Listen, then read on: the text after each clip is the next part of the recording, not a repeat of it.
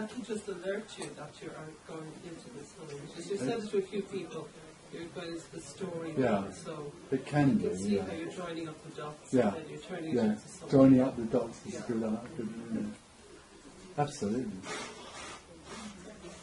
And of course, in the end, you can have the story of me looking for enlightenment or finding enlightenment, and also the story of me that is now enlightened. You know, I mean, there are people in the world who actually claim they're enlightened. Still, it's amazing. It's a huge effort trying to maintain it, but it's not true. Yeah, the biggest effort of all is trying to keep me, is living in the addiction of me. It's the greatest addiction in the world. Well, you're doing better than Bush the way you struck oil, but it's nothing. Yeah. And you can sell it. Yeah, that's true. I'm the only person. No, I'm not the only one. I can actually make money out of selling nothing. Congratulations. Do you get challenged on that option? Not really, no. Is it basically because most of the people have a sense of being and you're tapping into that to a certain extent? Oh, but I'm not. No. There isn't anybody tapping into it. No, but nobody is. Yeah. Nothing doesn't tap into anything because it's already everything. It doesn't need to tap into itself. Yeah, well, because that feeling is here, that there is such a thing as being, that there isn't much opposition to what you as an entity are I saying. would say most of the afternoon there's been a total opposition. I wouldn't have thought that. Oh, right. You're not standing here, man. Nearly everything this afternoon is yes, but. Not everything. No, I but see what a you're lot talking of about. And Tony, is that Zebulon mind using the desire for liberation or enlightenment in the same way that you desires money, desires prosperity. So now it turns into a desire liberation, and then it gets into the same yes, except that it's the mind desiring its version of enlightenment. It doesn't desire this. This is the thing it most fears. What's being talked about here, which is liberation, the mind fears more than anything else. So there's two things going on. One is its fear of extinction, or of the absence of that which it can speak to and overpower. And the other one is, yes, a desire to become enlightened on its terms, which is personal enlightenment. The mind would love the idea of the apparent person becoming enlightened. I mean, there's examples of it all over the world. You can go, especially in California, throw a stone and hit a guru.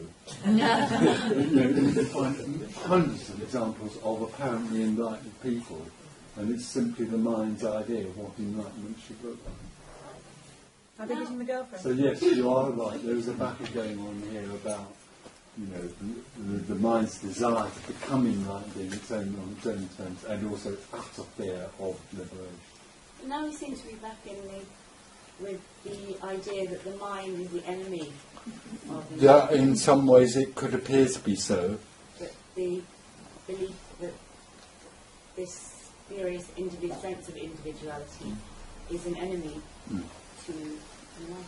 Yeah. And then you get back to I need to work on that. I need to to be aware of what the mind's doing or the thoughts are doing, and be aware of this great sense of individuality. And yet, you were saying at the beginning that this is just oneness being a seeker, or oneness being a thought. That's what's happening. And so the idea of it being an enemy of enlightenment This is your idea. You're doing it. Well, it's not your idea, but that's what's happening there. Well, but out of what we just talked about, now the mind is an enemy. How can the mind be an enemy if there is no autonomous mind? The mind reacts in the way it reacts out of its fear of its own absence. There's nothing right or wrong with that. It's just what happens. We can't do anything about it. There is no we. Does the mind need to face that fear before? The mind can't face that fear because then it would be autonomous. There isn't anything, there isn't a mind, there is only thinking. But there isn't a thing called the mind that can face its own fear. And there isn't a person that can face their own fear. You're back in doing something. So every last thing that arises is an invitation, is it, to awaken? Everything that's happening is an invitation, yeah. Everything that's happening is the beloved. It's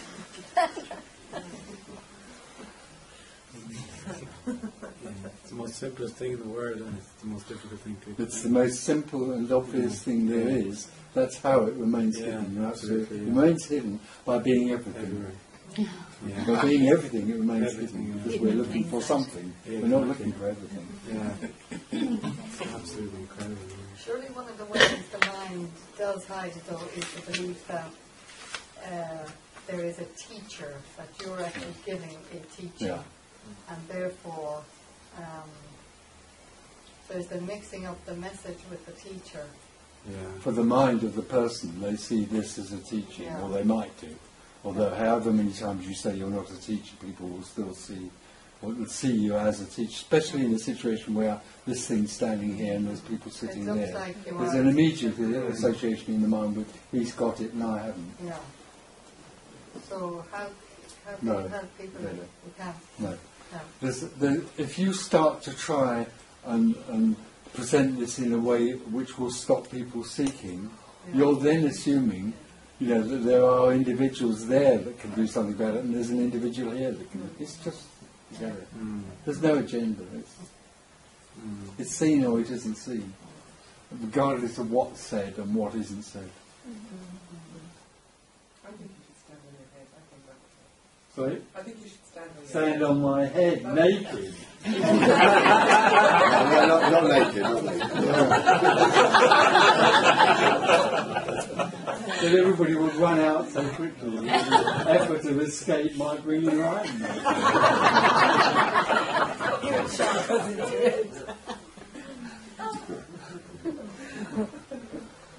But these are the stories that happen, that if someone could say, I achieved enlightenment by seeing Tony Parsons stand his head naked. That's kind and of this is the ridiculousness of it, that that's ridiculous. No, absolutely. That's incredible. This is so clever. When you use the word beloved, what do you mean? Well, it's a word I like. It means being. The beloved. Because you Everything. suppose that at some point in the process of being alive there would be some knowledge of love. Yeah. Even if it's in the mind. Yeah, absolutely. So you just using that as and everything is the beloved. Even the seeking for the beloved is the beloved. You could just as well use God, but it's just going to be... Yes, you could. I think it's a bit of a funny word.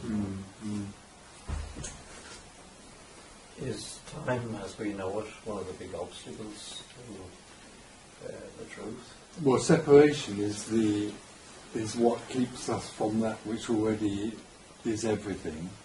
But out of separation arises the idea that there is time and a journey. If one thinks of the cross and we've got no time as against time. Absolutely. The crucifix is oneness. Then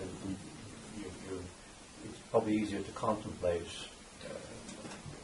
this is it, if you take time out of it. If there was someone that could do that, yes. No, I know what you mean. It's another process, though. It's hard to get away from expressing it in those. It's impossible. Those terms, I can see the trap of that just about everything I do is about the me story. Yes. Absolutely. Well, really, in a sense, all the time there is a me, then virtually everything centres around that. Everything. Everything that is protecting and stuff. I was just thinking about Christmas and things we do around family. The crazy things. Trying to smooth things over and get them right. And it's pointless. But also religious endeavour is about me. It's the ultimate sort of